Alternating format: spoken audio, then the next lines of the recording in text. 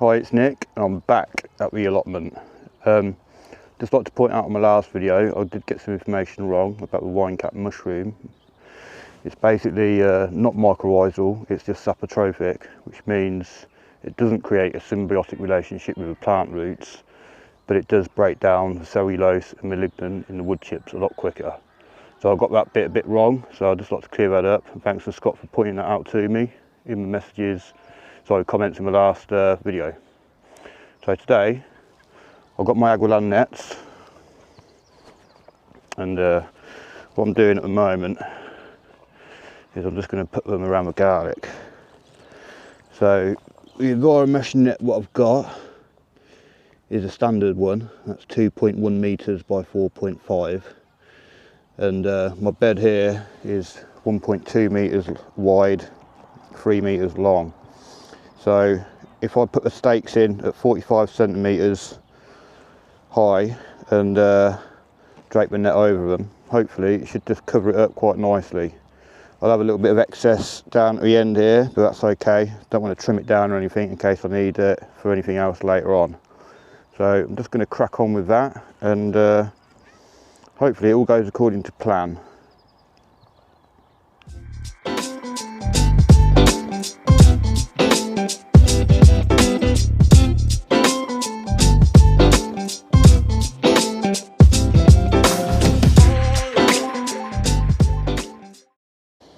Okay, so that's the garlic all netted up.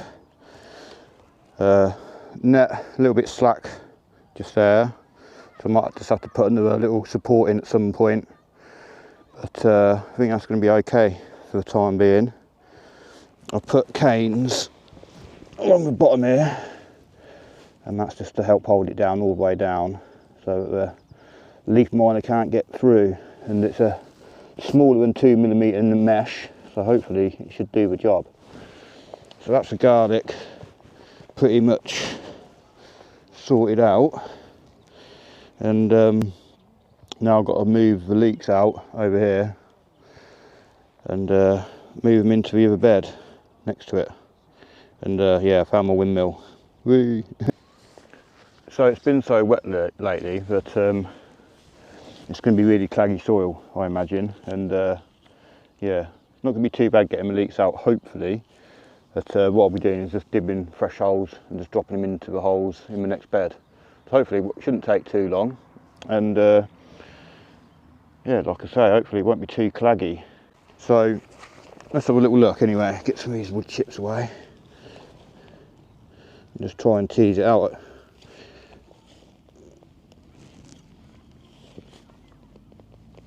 That's not too bad, hopefully.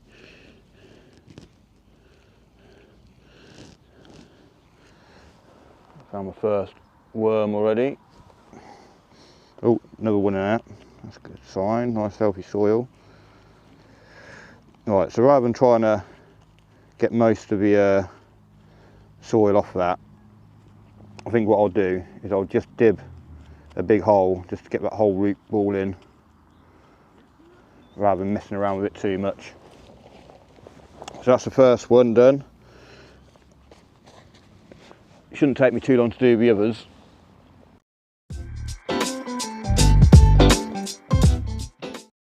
So I took 19 leeks out in total. Some came out fairly clean, others came out with a clump of mud. That's not to worry.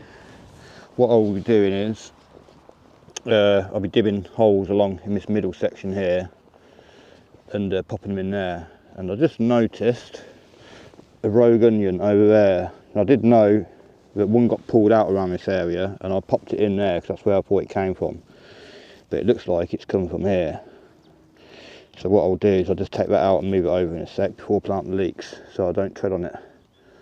But yeah, all I do with the leeks is just dib a big hole and drop them in, water them in, that'll be about it really.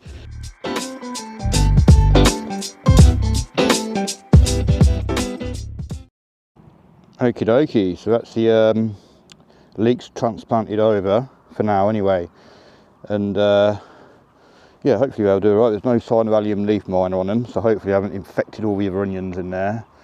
But yeah, I'll get the net over in a minute and net them just to be on the safe side now. It's getting warm, Beautiful day here at the allotments. Give you a little pan around. Not too many people here today though, there's a few people here yesterday. But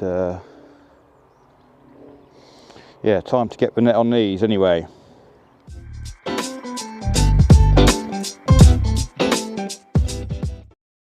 Okay, so that's the onions and the leeks netted now.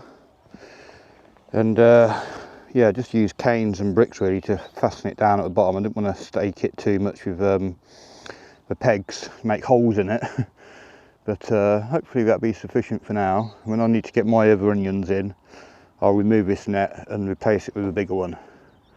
But that'll do for now. I've just used these little metal sort of arches here, which comes from old ones of these, which were a bit cheap and nasty really. They weren't very good for the last ones I bought, so I've just used the poles for them, the little U-clips or whatever they are, just to help keep it off the foliage a bit. But could possibly put in another one in there just to help keep it up a bit. But I'm not going to do all that now. But yeah, at least it's protected. It's not very pretty, but for the time being that'll do. I mean, they do say to bury the edge of the fleece in the soil. We'll see. I might do that on the next time, but don't want to get it dirty. It's my new net. Right, so that's the jobs I wanted to do first of all, get them protected. I think the next job, oh, there's a cat. Hello, Mr. Cat, you can stay and eat all the rodents. There he is. Or she. Right, so seeing as it's such a nice day, I've opened up the cauldron to let the sunshine get on it a bit. And hopefully that's going to dry out a bit. I'm going to start to sieve it. There's still quite a bit in there. I'm running out of bags and places to put it. But that's the next job anyway. So before I start on the sieving of the compost in the cauldron, just over there, yeah, I did have a bit of spare netting, so I popped it over the strawberries just to protect them from the frost a bit, so I don't get black eyes. And yeah, I failed to mention yesterday about strawberries is that they only last about 3-4 years.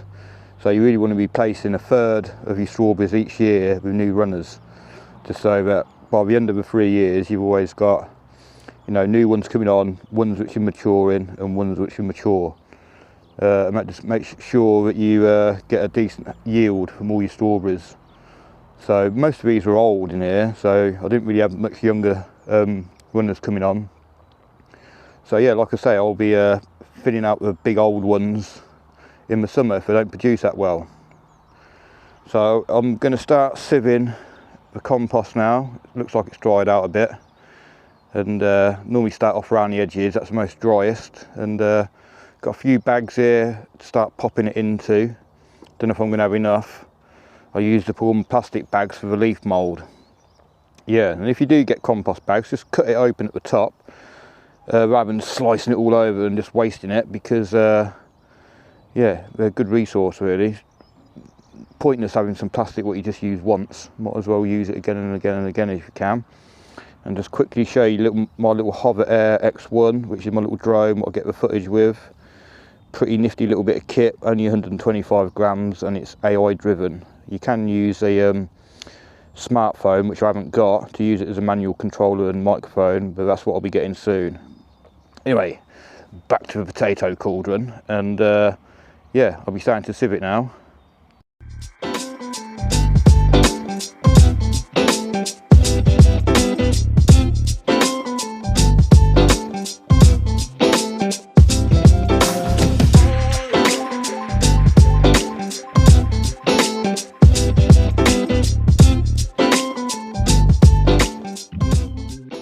Right, so what you've just witnessed there was me sifting enough for this little container just here. And I'll show you how much I've done so far. Okay, so looking into the cauldron, you can see I've hardly made a dent in it yet really, and yeah, it's quite hard going because you have to bend over and sort of shake it like that. But yeah, I've got a fair way to go, and this is what I've just sieved out so far, just in there. So yeah, I've got, you know, 1, 2, 3, 4, 5 more little fabric containers just there. So gotta get cracking, but it's a nice day, so let's crack on with it.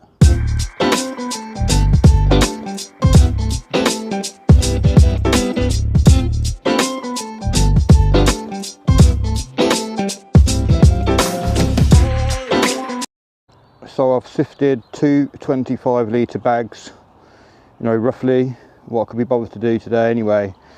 So I took out quite a few stones and a little bit of plastic, a little bit of wire, and all the siftings have gone into here. And you can see there's quite a few big bits of twigs and stuff like that in there. A few stones, but a few more stones. I'll just put that in there for now. But I've got about maybe a third of it done now. I had to stop because it was getting so claggy, but it was just futile really. So what I'll do is I'll lower this net down a bit, let the sun get onto it, maybe shuffle it over a bit so it's not too deep, thin it out a bit so it can dry off a bit quicker. So I'll just do that now. And also I'll be putting these 2 fabric containers, what I've just filled up, into the shed for now.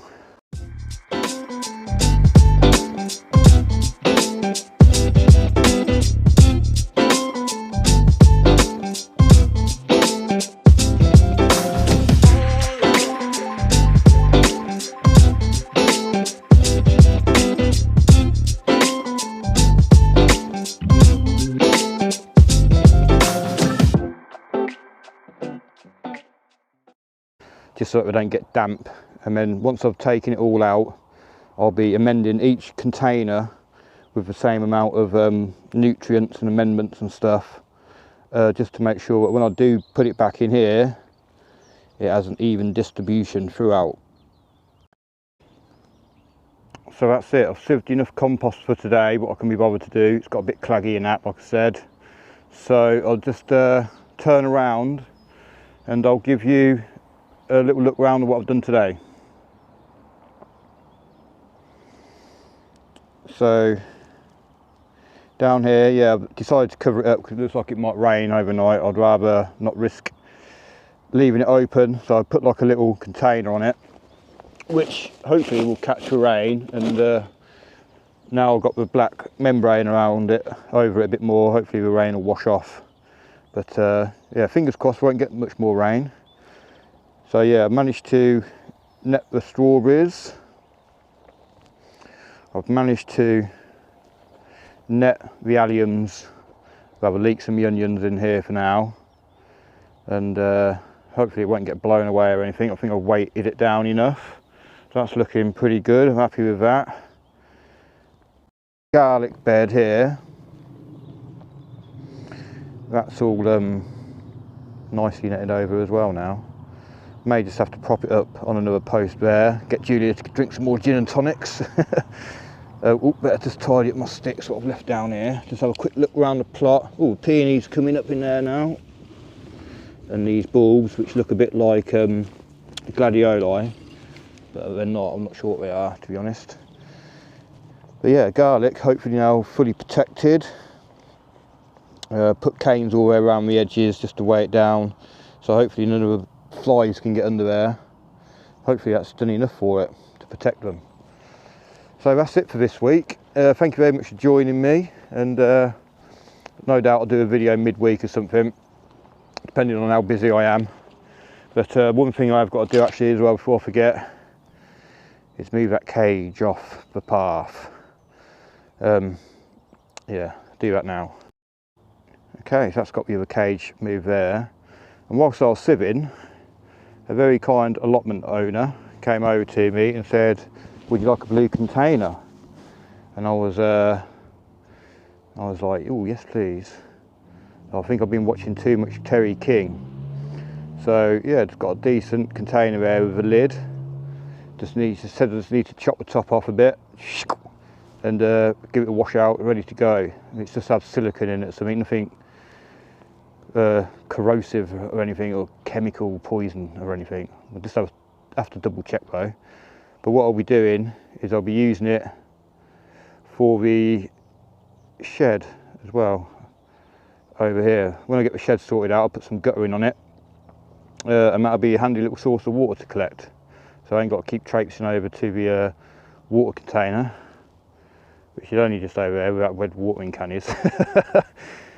Fortunate for me as well, I've got another water point just over there. Hopefully you can see we have a little red watering can over there. Anyway, rabbiting on, and I hope everyone has a good week now. And yeah, I've finally got some nets up. Hooray! So everyone have a good weekend. Goodbye.